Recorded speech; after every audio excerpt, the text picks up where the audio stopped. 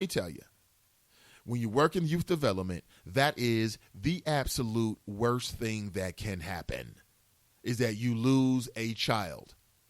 I don't know who is running it. Is it a CRC program? Is it a YMCA program, YWCA, Boys and Girls Club? I've worked with all of these folks, and I'm telling you, the last thing they ever want is for a child to disappear. When you're doing head count, Amy, check, Chuck, here, Billy, here, Tom.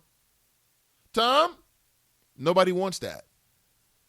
Nobody wants that. And when parents show up, they don't want to hear any conversations about their kid. They just want their child happy and healthy. So there needs to be more of a spotlight put on it.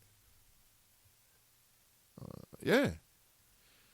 And nobody's saying, you should lose your job. You're irresponsible. I mean, things happen. Things happen. Let's move on here. Mini chat. I want to read all the chat this morning. Jericho writes, now, I don't believe the mother's children should be removed from the mother, but I do believe that there should be some consequence for her actions or lack thereof. Jericho, she's already paid it. Why do we believe that the system is the only way for people to learn a lesson? I think a lot of times people make mistakes, and they instantly know they made a mistake, and they never want to do it again. And I think it's like, and again, I'm not accusing this of you of this per se, Jericho. I'm just saying this is a mentality that's out there where we want to over-incarcerate. You know, you got brothers doing 20 years where 5 or 10 would have did it. It would have did it. And they can get out and live on with their lives, and they don't never want to go back to that pen ever again. But we got this over-incarceration mentality. Anything you do to her is going to affect her children. So here's what I mean. When she has to go to court, what does that mean? That means that more than likely she got to take a day of work off. What does that mean? That's a day's worth of pay that she can't even get to her kids now. That one day might be the difference between keeping cable on, paying the water bill, groceries, the types of groceries that they buy. You know how it is. If you want the kind of foods that's got a high nutritional level, it's going to cost you more. So it's a ripple effect. Let's say they put her on probation. Well, that means that her job's in jeopardy now because now she's on probation. That's off the top. You're insecure in your job. And if you don't get outright fired, you're insecure in your job, which brings a level of stress to a parent that's got responsibilities. And this parent goes home to those children every single day. How's mom going to work it out? Is she going to take it out on the kids in some way? Is it going to be an emotional wedge? I mean, people have to think about how this affects folks. So what I want that mother to do is go home and hold her baby and love her child and make sure that her child isn't going to be scarred for life. You know, they say that when you're 4, I don't know, my earliest memories, I can remember being as early. I can remember standing in my crib. I can remember doing that. Like literally in my mind's eye as I'm talking to you, I have this image when I was a kid. And that means that I was barely standing. What are you, 1? So I have very, very early memories. But, generally speaking, I've always had a very, very vivid memory, quite honestly. What else here? Tiffany writes, by the way, where is the outrage for the parents who let their 6-year-old wander off Winton Woods campgrounds, gone for 90 minutes, found wandering by the highway? There is no outrage. They don't have any outrage left. They use it all with the gorilla mom. Brian writes, as parents, I guess we're all Gilligans then. None of us are perfect when it comes to our child. We can only do the best we can. Things will happen that's out of our control. Son slipped, fell in the park off the monkey bars. Hope I don't lose my job. Right. Things happen. And listen, what I understand is accidents on the playground, that's a part of going to the playground. Okay, that's part of it. You slipping out. Oh, you trying to do backflips out of the swing? Go right ahead. Boom, land on your neck. Hope you're okay. That's part of being a kid. That's part of being a kid. Oh, you get pushed backward off the playground. You land on your back. You can't see things straight for a little while. That's part of being a kid. Welcome to the playground, kid. Rub some dirt in it, kid. That's the kind of dad I am. My daughter gets a cut. She's screaming, yeah, my cut. I'm like, well, okay. Let me see that. You'll be all right. Put some water on it. I'm telling you the truth. That's part of being a kid. And so doing dumb stuff like what this kid did is part of being a kid. I bet he'll never do it again. Brent writes, I don't know, but I got an inside scoop from a reliable source that says he's giving up that seat. Oh, really? Huh. That means it'll be wide open for any potential challengers. Casey writes, honestly, when animals are taken out of their original habitats and put in captivity, incidents like what happened at the Cincinnati Zoo are bound to happen. Great minds think alike. She's absolutely right. It's bound to happen. Shauna writes, Nathan, let me tell you something. I guarantee if it was a white little boy that got into the gorilla exhibit, the whole story would be 100% different. That family would have a huge lawsuit out for the zoo, and we'd all be talking about something else.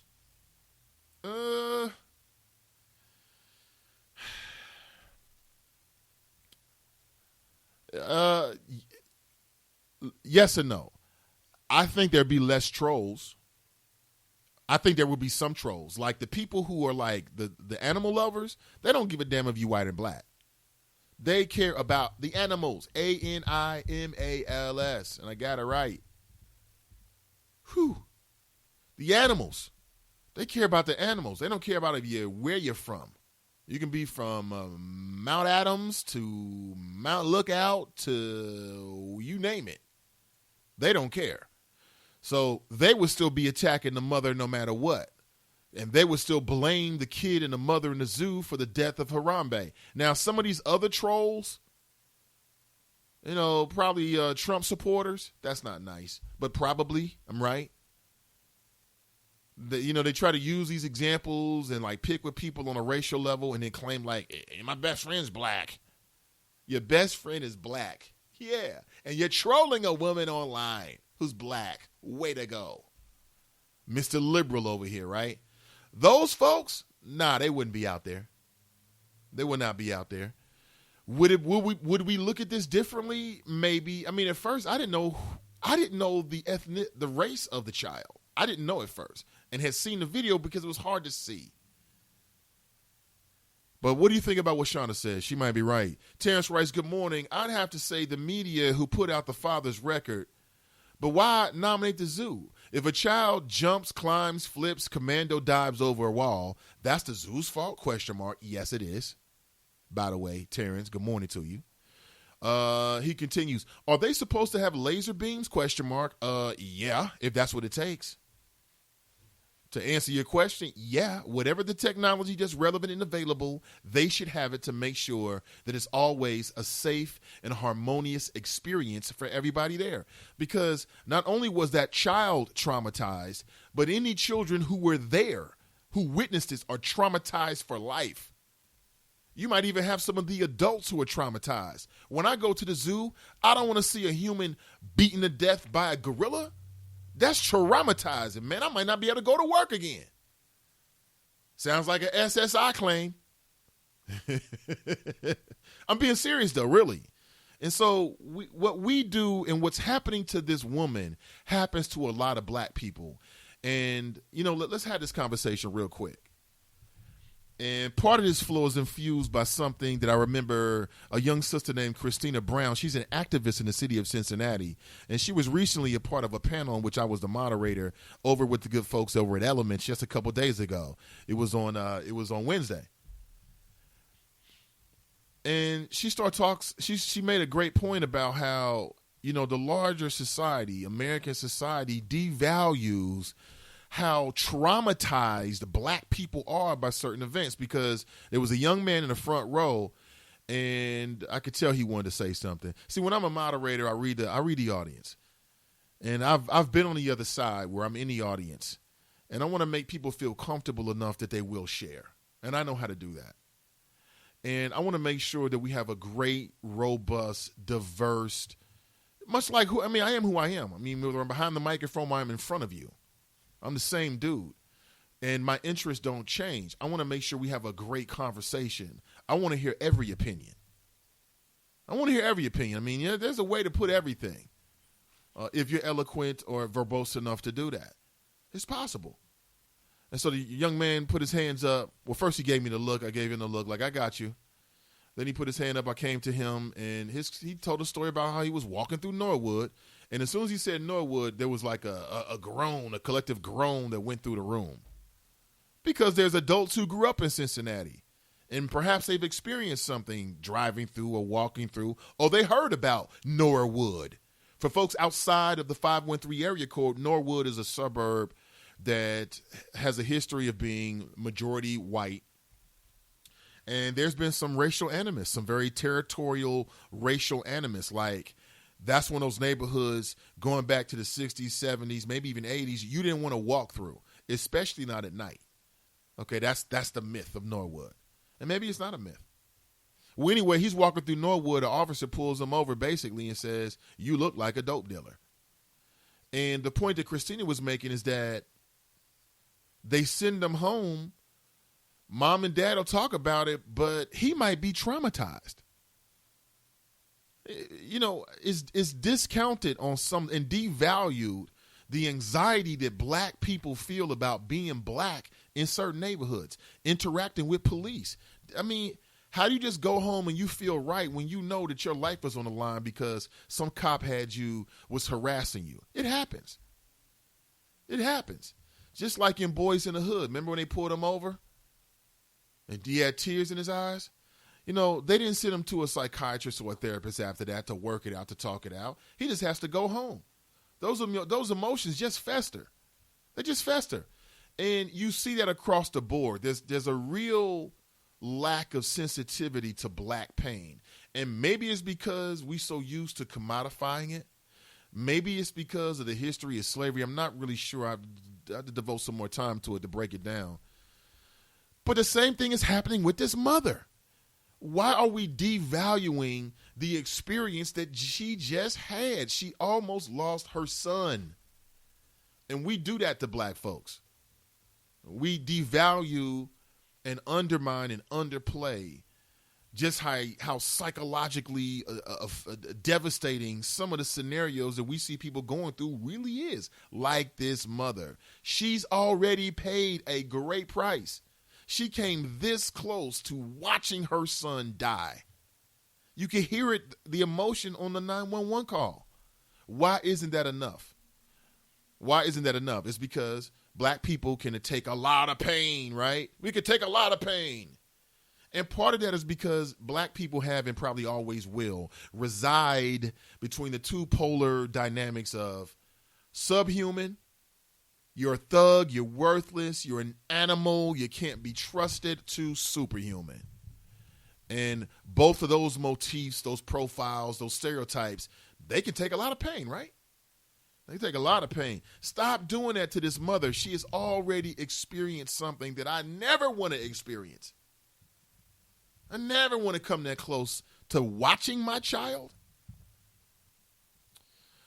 But Terrence writes, the woman, he finishes up, the woman should be charged with at least a ticket. Hell, people get charged when their children are walking down the street alone. Don't destroy her, just charge her. She doesn't need to be charged, T. Dale writes, Doc Rivers' voice is ashy as hell. Put some lotion on your voice box. Hell nah. That was funny.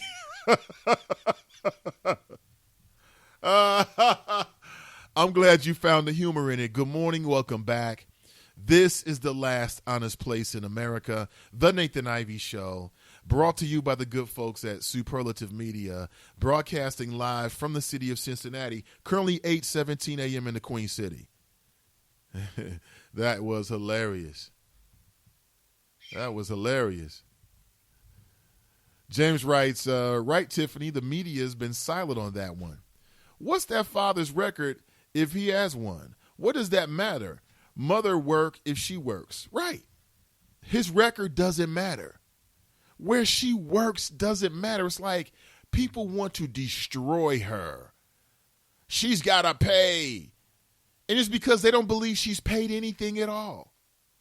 If Joe Dieters charges her, then Joe Dieters will be guilty of what I just said. No empathy. Black folks don't feel any pain. Oh, we're going to make you feel some pain. You're going to have a punishment. What about the mother that left her child in a hot car? In that case, what